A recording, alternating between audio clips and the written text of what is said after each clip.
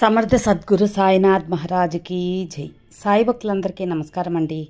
మన సాయినాథుని దయ వల్ల అందరూ సంతోషంగా ఉండాలి అని మనస్ఫూర్తిగా కోరుకుంటూ ఈ వీడియో స్టార్ట్ చేస్తున్నాను. ఇక ఈరోజు వీడియోలో బాబాగారు మనకేం చెప్తున్నారంటే, నా ప్రాణానికి ప్రాణమైన బిడ్డకు ఇదే ఈ సాయి ఇస్తున్న ఆశీర్వాదం. తప్పకుండా ఈ బాబా మాట వినమ్మా అని బాబాగారు మనకు ఒక మంచి సందేశం తీసుకొస్తున్నారు. ఆ సందేశం ఏంటి, అందులోని అర్థం ఏంటి, పరమార్థం ఏంటి అని మన సాయినాథుని మాటల్లోనే విందామా? బాబాగారి మాటలు వినబోయే ముందు మన ఛానల్ ఎవరైనా ఫస్ట్ టైం చూస్తున్నట్లయితే సబ్స్క్రైబ్ చేసుకోండి. మన వీడియోస్ నచ్చినట్లయితే లైక్ చేసి మరికొంతమంది సాయి భక్తులకు షేర్ చేయండి. మనం కోరాలే కానీ, మనం అడగాలే కానీ బాబాగారు మనకు ఏది కూడా చేయకుండా ఉండరు. బాబాని భక్తితో శ్రద్ధతో పూజిస్తే చాలు. ఆయనకు విపరీతమైన ఖర్చుతో కూడిన పూజలో, ఖర్చుతో కూడిన ప్రసాదాలు ఏది మన బాబాగారు అడగరు. ఆయన అడిగేదల్లా శ్రద్ధ సబూరి మాత్రమే. ఆ శ్రద్ధ సబూరిని మనం ఆచరించి మనం ఆయన మీద పెట్టుకున్న నమ్మకానికి భక్తి అనేది జోడిస్తే చాలు. తప్పకుండా బాబా మనకు సొంతమైపోతారు. మనల్ని ఆయన సొంతం చేసేసుకుంటారు. ఇది అక్షరాల నిజమండి. బాబా కూడా ఎప్పుడైనా సరే మనం ఏదైనా అడగాలి, కోరాలి అంటే మనకై మనం అడిగినప్పుడు ఆయన కాదని ఎలా అంటారు? ఎందుకంటే బాబా ఎప్పుడు కూడా మనల్ని బిడ్డలుగా, భక్తులుగా భావిస్తారు. మన బిడ్డలు, భక్తులు ఎవరైనా సరే ఏదైనా కోరినప్పుడు మన సాయినాథుడు అస్సలు కాదు అనడు. తప్పకుండా వాళ్ళకి నెరవేర్చే తీరుతారు. కొన్నిసార్లు ఆలస్యమైనా కూడా ఆ ఆలస్యానికి కారణం మన మంచికి అని మనం గుర్తుంచుకోవాలి. మనం కోరాలే కానీ, ఆయన్ని ఆరాధించాలే కానీ, తలుచుకోవాలే కానీ ఏదో ఒక రూపంలో మనకు దర్శనం అనేది ఇస్తూ ఉంటారు. అది బాబాగారి సందేశం ద్వారానా, లేదా బాబాగారి పటం ద్వారానా, బాబాగారి పాట ద్వారానా ఏదో ఒక రూపంలో మనకు దర్శన భాగ్యం అనేది ఇస్తూ ఉంటారు. అంటే మనం పిలిచినప్పుడు ఆయన పలుకుతున్నారు అని మనం అర్థం చేసుకోవాలి. బిడ్డ, ఈరోజు నువ్వు పడుతున్న కష్టం, నష్టం అవన్నీ కూడా తప్పక తొలగిపోతాయి. నీకు ఏ కష్టమైతే వచ్చిందో ఆ కష్టం తీరాలనే కదా నన్ను వేడుకుంటున్నావు. తప్పక తీరుతుంది. ఎందుకంటే ఎదుటి వారు కష్టపడుతుంటే చూడలేని సున్నితమైన మనస్తత్వం గల నా బిడ్డకి కష్టం అనేది వచ్చినా దాన్ని తట్టుకునే శక్తి ఉందా లేదా అనేది నాకు తెలుసు. కాబట్టి ఆ శక్తిని నేను ప్రసాదిస్తాను. నీకు ఆ కష్టం లేకుండా కూడా చేస్తాను. కానీ ఈ క్షణం నీకు ఈ బాధ వచ్చింది అంటే ఆ బాధకి కారణం తర్వాత సంతోషం వస్తుంది అని భావించు. ఆ సంతోషం చూడటానికి నువ్వు ఈ యొక్క చిన్న బాధని కొద్దిగా అనుభవించావనుకో, ఇది ఇంతటితో తొలగిపోతుంది. కాబట్టి బాధ అని బాధపడవద్దు తల్లి, కష్టమని కష్టపడవద్దు. నువ్వు ఎంతోమందికి సాయం చేస్తున్నావు, కానీ ఇతరులు నీకు సాయం చేయలేదు. నువ్వు కష్టంలో ఉన్నప్పుడు ఆదుకోలేదన్నదే నీ బాధ. నువ్వు ఎంతోమందికి ఆదుకున్న చేతులనివి, కానీ నువ్వు కష్టంలో ఉన్నప్పుడు ఎవ్వరూ రాలేదంటే బాధగానే ఉంటుందిలే. ఎవ్వరు కూడా నాకు చేయూతనివ్వలేదు, నన్ను కష్టంలో కొంచెం కూడా ఆరుదల మాటలు చెప్పలేదు, నాకు ఎలాంటి సాయం కూడా చేయలేదు. వచ్చారా, అసలు నేను ఉన్నానా అని కూడా తొంగి చూడకుండా ఉన్నారు. అలాంటి వాళ్ళ కోసమా నేను పాకులాడాను, అలాంటి వాళ్ళ కోసమా నేను ఇన్ని రోజులు ఆటాటపడ్డాను అని నువ్వు నా దగ్గర మనస్సు విప్పి మాట్లాడేది అంతా నేను వింటున్నాను. తల్లి, ఒక్క మాట చెబుతాను విను.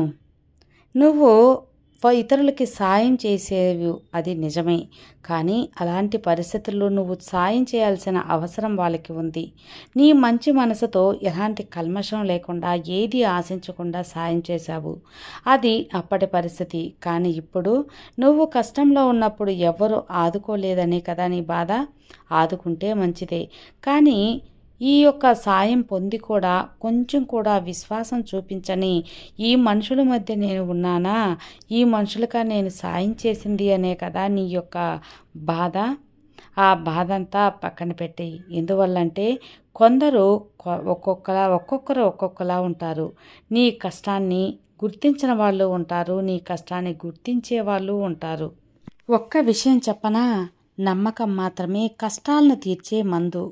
కొన్నిటిని అనుభవించే అవ్వాలి. జీవిత కష్టాలకు, సమస్యలను చూసి భయపడవద్దు. నీ బాధ్యతలను మాత్రమే నిర్వర్తించు. నీకైనా ఆ మంచి రోజు తప్పక వస్తుంది. ఈ సాయి మాట తప్పక నువ్వు ఆచరించు. ఈ సాయి మాట తప్పక నెరవేరే తీరుతుందమ్మా. నువ్వు ఆశపడ్డ విషయం రేపటికి నీకు తీరిపోతుంది. కానీ నీ మనసు ఎందుకో ఏదో తెలుసా?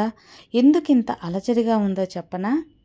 నాకు ఏదీ జరగదు, నేను దురదృష్టవంతురాలని, నా జీవితం కష్టం, నా మనసులో దిగులు ఉంది అని అంతా వ్యతిరేకంగా ఆలోచిస్తూ ఉన్నావు. అది ఎందుకు తల్లి? అలా ఎందుకు ఆలోచిస్తావు? నువ్వు అనుకుంటే, నువ్వు ఏది అంటే అదే జరుగుతుంది. నువ్వు ఎవరికి అన్యాయం చేయకున్నప్పుడు నువ్వు ఎందుకు దిగులు పడాలి? నిన్ను నా బిడ్డగా అనుకున్న నీ కోసం ఏదైనా చెయ్యాలని నాకు ఉంది. అందుకే వచ్చాను. కానీ నీ కష్టాలను తలుచుకొని అతి పెద్దదిగా నువ్వే అనుకుంటూ బాధపడుతూ ఉన్నావు. ఏదైతే నువ్వు అనుకుంటావో అదే జరుగుతుంది అని చెప్పాను కదా. కాబట్టి ఇవన్నీ నేను నా బాబా కోసం అన్నీ చేస్తాను అంటూ ఇలాంటి వ్యతిరేక ఆలోచనలు మూటగట్టి పడేసి తప్పకుండా నా బాబా చెప్పినప్పుడు చేస్తానని నమ్మకంగా ఉండు. నీ గెలుపు కోసం ఏం చేయాలో అతి కొద్ది సమయంలో నేను చెప్తాను. అప్పుడే నీ జీవితం మంచిగా జరుగుతుంది. ఇంకొక విషయం ఏంటంటే, నిన్ను ఎవరైనా సరే మనసు బాధ పెట్టేలా ఎవరైనా మాట్లాడితే వారికి మౌనంగా సమాధానం ఇవ్వు. మౌనం కంటే సమాధానం అసలు వేరేదీ లేదు. ఎందుకంటే మనకంటే మంచి సమాధానం కాలం చెబుతుంది. బిడ్డ, ఈ రోజు వరకు ఎంతో విలువైన నీ కన్నీరుని కష్టాల వలన కోల్పోయావు. ఇకపై నీ జీవితంలో కళ్ళ నుండి ఒక్క కన్నీటి చుక్క కారినా అవి సంతోషంతో వచ్చిన ఆనంద బాష్పాలుగా మాత్రమే అవుతాయి. అలాగే ఉండాలి కూడా. అలా నిన్ను నేను చూసుకుంటాను. ఏ సంకల్ప బలం నీకు వాటిల్లిందో, ఏ సంకల్ప బలాన్ని నువ్వు నమ్ముకున్నావో, నీ సంకల్ప బలం చాలా గొప్పది. దాని ముందు ఏ విషయం కూడా చిన్నదే అవుతుంది. నీకు ఈ సాయినాన్న తోడుగా ఉన్నాను కదా. విజయం ఆలస్యమైనా బాధపడవద్దు. చెడు కర్మ వెళ్ళిపోతుంది అని గుర్తుంచుకో. చెడు కర్మ వెళ్ళిపోతే అంతా సంతోషకరమైన మంచి కాలం వస్తుంది. కష్టకాలాన్ని సాయి ఉన్నారనే నమ్మకంతో, సహనంతో ఓర్చుకో. సంతోషంగా ఉన్న కాలానికి ఈ బాబా తీసుకువెళ్తాను. కల్మషం లేని నీ మనస్తత్వం నాకు చాలా ఇష్టం. నీవు నన్ను అడిగిన ప్రతి కోరిక న్యాయమైనదే. అన్నిటికంటే నువ్వు ఏదైతే కోరుకున్నావో, మనసులో నువ్వు ఏదైతే తలుచుకున్నావో అది తప్పకుండా నెరవేరుస్తాను. ఉన్నది ఉన్నట్టుగా చెబుతాను. నన్ను ఎంతగానో నమ్మిన నీకు అంతా మంచే జరిగేలా చేస్తాను. ఈ రోజు నుండి నీ భవిష్యత్తు బంగారుమయమవుతుంది.